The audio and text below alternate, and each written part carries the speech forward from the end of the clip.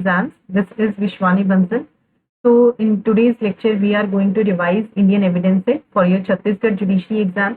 बहुत कम डेज रह गए आपके एग्जाम में. तो before I start with the revision learners, आप मुझे टेलीग्राम चैनल पे फॉलो कर सकते हो. लिंक आपको डिस्क्रिप्शन बॉक्स में मिल जाएगा सो दैट कि आप और लेक्चर्स को ज्वाइन कर सको, आपको शेड्यूल पता चल सके and other updates regarding your exam. And apart from that, if you're preparing for judiciary, so 100 plus learners have just cleared Punjab mains and 300 plus Unacademy learners have cleared UP mains. So what are you waiting for? Just join Unacademy to achieve your dreams. आप ये code को use करके जो है आप Unacademy का subscription ले सकते हो. तो इससे आपको जो है लेस मिल जाएगा and these are the different batches that are running on Unacademy. तो आप अपनी प्रेफरेंस के अकॉर्डिंग किसी भी बैच को जो है ज्वाइन कर सकते हो. So let's start with the revision on Indian Evidence Set. So we are going to revise from your that is section 45. Section 45 से जो है हम revise करेंगे आज के lecture में. So this deals with opinion of third persons when relevant. So ये जो sections हैं 45 to 51 ये deal करते हैं opinion कब third person का relevant हो. तो अगर हम जनरली बात करें थर्ड पर्सन का ओपिनियन रेलेवेंट नहीं होता है, but the opinion of expert is relevant under your section 45. हर केस में एक्सपर्ट का ओपिनियन रेलेवेंट नहीं होगा, only in those cases that are given under section 45. Expert कौन होता है? Who has acquired special skill and knowledge in a particular field. जरूरी नहीं है कि उसके पास डिग्री हो, अगर उसके पास एक्सपीरियंस है enough then that is an expert. Moreover जो ओपिनियन होता है एक्सपर्ट का, the opinion of expert that is not conclusive. ये conclusive नहीं होता है. This is not conclusive in nature. This is a supportive evidence. ये एक क्या होता है? ये एक supportive evidence होता है. So this is not conclusive. This is supportive in nature. तो सेक्शन 45 says अगर कोर्ट को ओपिनियन फॉर्म करना है किसी पॉइंट ऑफ फॉरेन लॉ के ऊपर या साइंस के ऊपर या फिर आर्ट के ऊपर, साइंस आर्ट या फिर हैंड राइटिंग के ऊपर, फिंगर इंप्रेशन के ऊपर, तो सपोज कोई मर्डर हुआ है, ठीक है, वहां पे जो है ग्लास मिल गया, उसके ऊपर फिंगरप्रिंट्स लगे हैं, तो उसके लिए एक्सपर्ट चाहिए होगा, वही देखेगा कि ये किसके फिंगर इंप्रेशंस हैं, तो उसके ऊपर एक्सपर्ट का ओपिनियन लगेगा कि वो जो है मैच करेगा कि ये फिंगर जो इंप्रेशन है ये किस पर्सन का है. इन सारी चीजों के ऊपर, फॉरेन लॉ के ऊपर, science art, identity of hand writing या फिंगर इंप्रेशन के ऊपर जो है ओपिनियन लिया जा सकता है किसका? एक्सपर्ट का. And that is a relevant fact and ऐसे पर्संस को हम क्या कहते हैं? एक्सपर्ट. फॉर एग्जाम्पल, अगर ये क्वेश्चन रेज होता है कि whether the death of A was caused by poison, कि जो ए की डेथ है क्या वो पॉइजन से हुई है, तो एक्सपर्ट का opinion as to the symptoms produced by the poison by which A is supposed to have died early. तो किसका ओपिनियन? एक्सपर्ट का ओपिनियन रिगार्डिंग द सिम्टम्स जो उस पॉइजन ने प्रोड्यूस किए हैं by which A is supposed to have died, that is relevant under your section 45. Next is opinion of examiner of electronic evidence. So this is dealt under your section 45. ये कहता है कि this is the special section that deals with electronic evidence. This was added by an amendment in Indian Evidence Act. तो when in a proceeding अगर court को opinion form करना है किसी भी मैटर के रिगार्डिंग, किस चीज के रिगार्डिंग कि क्या ये इंफॉर्मेशन ट्रांसमिट हुई है या स्टोर हुई है किसी कंप्यूटर रिसोर्स में या फिर किसी और इलेक्ट्रॉनिक या डिजिटल फॉर्म में, तो वहां पे किसका ओपिनियन लिया जाएगा? वहां पे स्पेशली ओपिनियन लिया जाएगा एग्जामिनर ऑफ इलेक्ट्रॉनिक एविडेंस का, जो आपको रेफर किया गया है स्पेशल एक्ट के under, that is section 79A of the IT act के under. That is a relevant fact under section 45. Section 46. Section 46 किस चीज से डील करता है? द सेल्स फैक्ट्स जो रेलेवेंट नहीं है वो रेलेवेंट हो, फैक्ट्स जो रेलेवेंट नहीं है वो रेलेवेंट हो जाएंगे अगर वो सपोर्ट करते हैं या वो इनकंसिस्टेंट है with the opinion of expert. इसका मतलब क्या है? द क्वेश्चन इज, एक एग्जांपल देख लेते हैं. द क्वेश्चन इज कि क्या एक को जो है जो ए को पॉइजन हुआ है, क्या वो सर्टेन पॉइजन, क्या whether this is the poison जिससे वो ए को पॉइजन किया गया है, ये फैक्ट कि बाकी पर्संस जिनको वो पॉइजन दिया गया था उनको भी सेम सिम्टम्स हुए थे जो एक्सपर्ट्स अफर्म करते हैं, डिनाई करते हैं, that is relevant fact. Why? Because that is supporting. अगर फैक्ट अब बाकी पर्संस को भी पॉइजन दिया गया था वैसे तो वो रेलेवेंट नहीं है देखा जाए, बट उनको सेम सिम्टम्स हुए थे, that is relevant. Why? Because experts भी यही कह रहे हैं, they are supporting the opinion of expert. तो कोई भी ऐसा फैक्ट जो वैसे तो रेलिवेंट नहीं है बट अगर वो सपोर्ट करता है या वो इनकंसिस्टेंट है with the opinion of experts when such opinions are relevant under section 40। Section 47 deals with कि कब एक ओपिनियन हैंडराइटिंग के रिगार्डिंग रेलिवेंट। अगर कोर्ट को ये ओपिनियन फॉर्म करना है as to the person by whom any document was written or signed.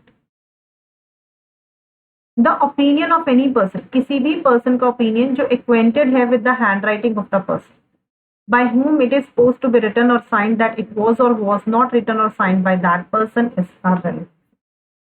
तो अगर कोर्ट को ये ओपिनियन फॉर्म करना है एज टू द पर्सन कि by whom कि whether this document was written or signed, कि क्या ये डॉक्यूमेंट लिखा गया है या साइन किए गए हैं, किस पे किसके साइन है या किसने इसको लिखा है।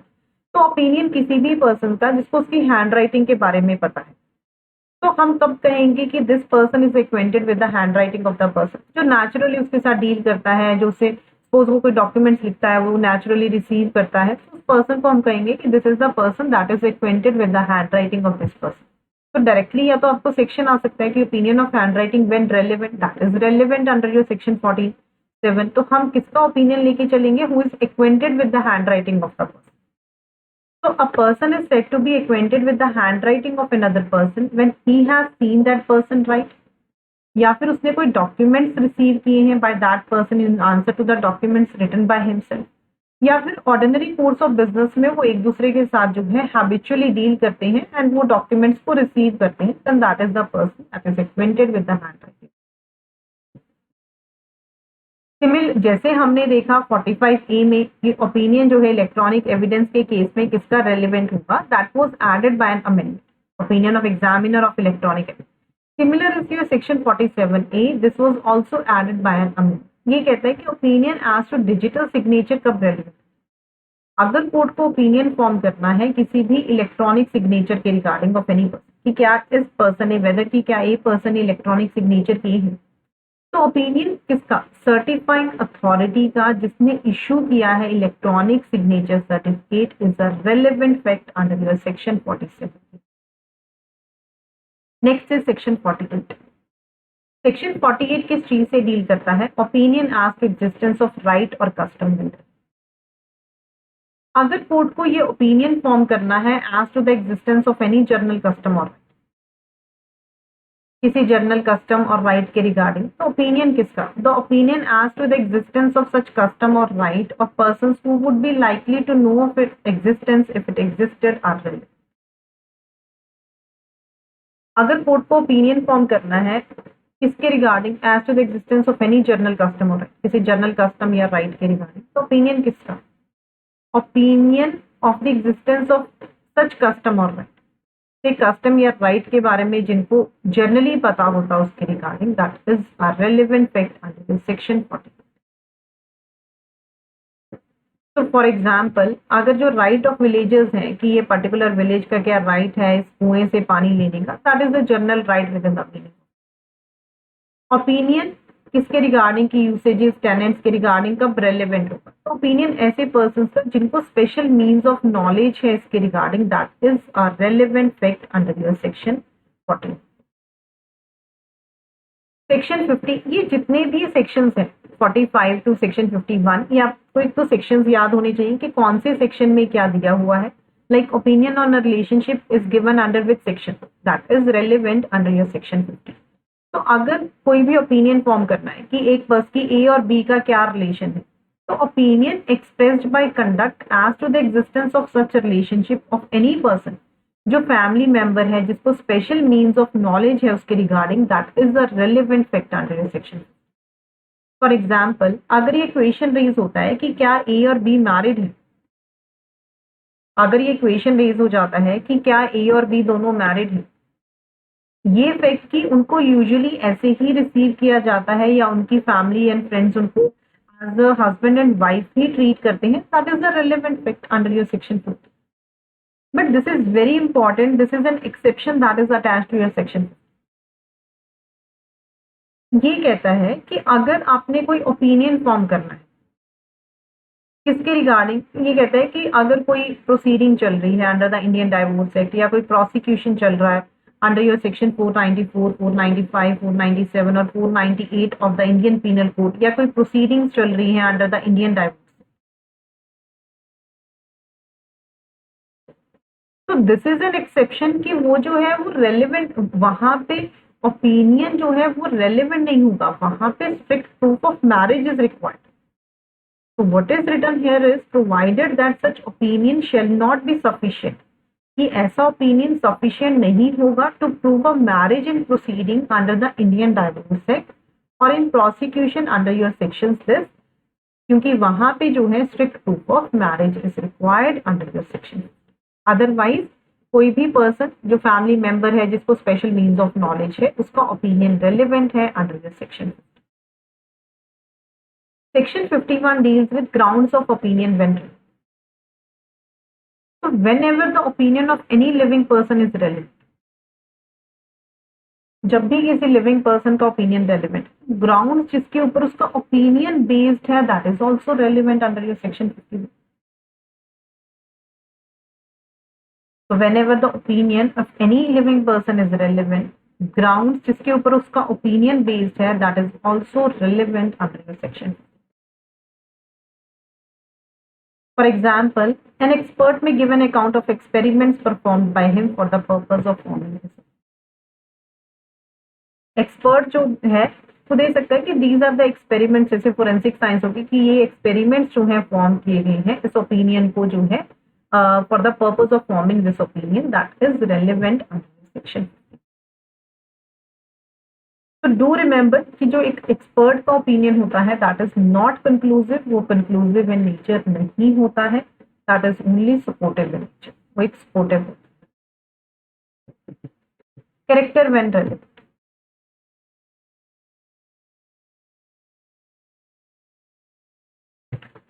Section 52 deals with in civil cases. Section 52 क्या कहता है कि सिविल केसेस में जो है कैरेक्टर रेलेवेंट नहीं है. In civil cases, character to prove conduct imputed irrelevant. In civil cases, character to prove conduct is what? That is irrelevant under your section 52.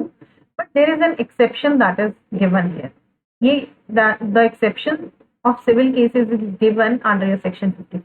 For example, civil cases में क्यों नहीं है? For example, कि कोई person है, उसने उसके ऊपर चार्ज लगा कि उसने नेग्लिजेंट ड्राइविंग की है, तो वहां पे ये नहीं कह सकता है, वहां पे ये नहीं दिया जा सकता एविडेंस कि इसका तो कैरेक्टर ऐसा है कि ये तो नेग्लिजेंट ड्राइविंग ही नहीं कर सकता.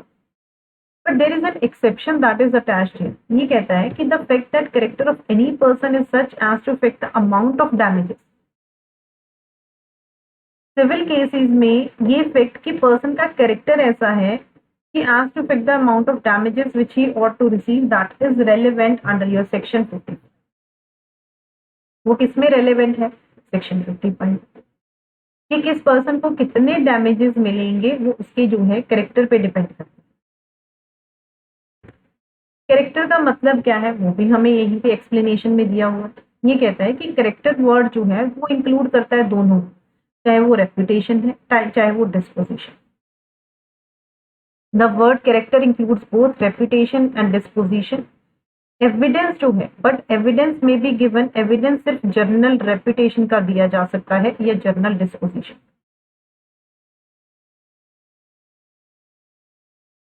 Evidence can be given only of the journal reputation and disposition, not of particular act by which such reputation और डिस्पोजिशन. किसी और पर्टिकुलर एक्ट का नहीं जिससे वो रेपुटेशन या डिस्पोजिशन शो की.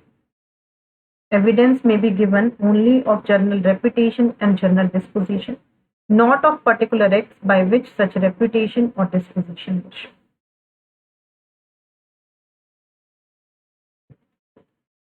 Section 53 sorry. Civil cases में character relevant नहीं होता है, that we have studied. But in criminal cases, previous good character is relevant. अगर किसी पर्सन पे चोरी का इल्जाम है तो ये एविडेंस दिया जा सकता है कि इसका तो कैरेक्टर ऐसा है कि चोरी कर ही नहीं सकता, कि is a well reputated person. In criminal cases the fact that the person accused is of good character is relevant. वैसे तो प्रीवियस बैड कैरेक्टर रेलेवेंट नहीं होता. सपोज किसी ए के ऊपर चोरी का इल्जाम है तो ये एविडेंस नहीं दिया जा सकता कि इसका तो कैरेक्टर ऐसा है कि इसने चोरी की हुई. बट अगर वहां पे ए के रिगार्डिंग उसके गुड कैरेक्टर का एविडेंस दिया जा सकता है, तो रिप्लाई में बैड कैरेक्टर का एविडेंस दिया जा सकता है। तो ये कहता है, in criminal proceeding the fact that the accused has a bad character is irrelevant. Bad character का एविडेंस नहीं दिया जा सकता अनलेस, अगर किसने गुड कैरेक्टर का एविडेंस दिया है कि इसका तो कैरेक्टर ऐसा है, चोरी नहीं कर सकता, तो ऑपोजिट पार्टी ये कह सकती है कि नहीं, वो उसको रिवर्ट करने के लिए वो कह सकती है कि नहीं, इसका तो बैड कैरेक्टर का वहां पे वो रिप्लाई में एविडेंस दे सकते। There are two explanations that are attached. ये कहते हैं कि ये सेक्शन अप्लाई नहीं करता ऐसे केसेस में in which the bad character of any person is itself affecting, जहां पे पर्सन का बैड कैरेक्टर ही फैक्टिंग इशू है। Previous conviction is relevant as evidence of bad character. जो प्रीवियस कन्विक्शन है, अगर कोई पर्सन है, ठीक है, वो पहले भी उसने अभी चोरी का इल्जाम लगा, पहले भी वो 2-3 बार वो चोरी कर चुका है, उसको पहले भी सजा हो चुकी है इसके regarding, so that is relevant as evidence of bad character. There is section 53A that was added by an amendment under this. So this says अगर कोई भी prosecution चल रहा है for offense like outraging the modesty of a woman या rape cases में, अगर कोई भी जो offenses against women है इन sections में 354, 354A, B, C, D या 376 वाले जो sections हैं आगे further parts हैं, या फिर attempt to commit any such offence, prosecution चल रहा है, ऐसा कोई ऑफेंस किया है या फिर अटेम्प्ट हुआ है ऐसा कोई ऑफेंस है, तो जहाँ पे ये क्वेश्चन रेज हो गया कि क्या जो विक्टिम है उसने कंसेंट दिया है या नहीं, तो evidence of the character of the victim, evidence किसका, विक्टिम के कैरेक्टर का या उसके प्रीवियस सेक्सुअल एक्सपीरियंस का किसी भी पर्सन के साथ, वो रेलेवेंट नहीं है on the issue of such consent और the. So this says evidence of the character of the victim or of such person's previous sexual experience with any person shall not be relevant. वो relevant नहीं होगा on the issue of such consent or on the quality.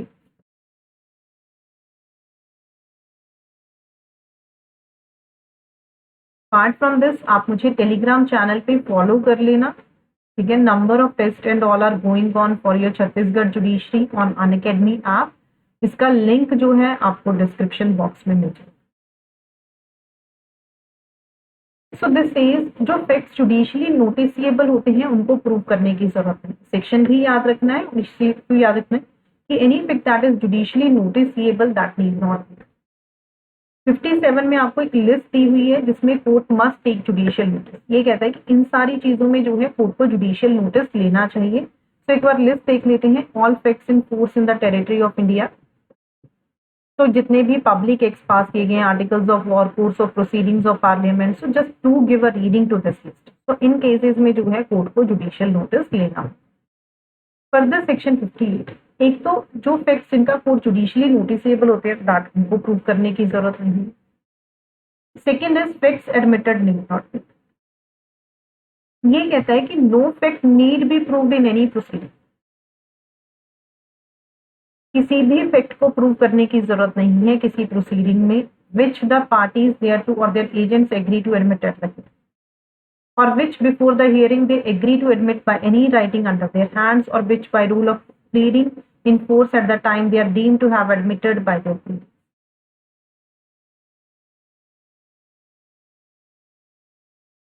तो ये कहता है कि जिन facts को already admit कर लिया है पार्टीज ने या उनके एजेंट्स ने हियरिंग के टाइम या हियरिंग के पहले, ठीक है, that they agree to admit by any writing under their hands, तो उनको क्या माना जाएगा कि वो एडमिट हो गए, उनको प्रूव करने की जरूरत नहीं है। बट कोर्ट के पास डिस्क्रिशनरी पावर है if the court require the facts admitted to be proved otherwise than bye.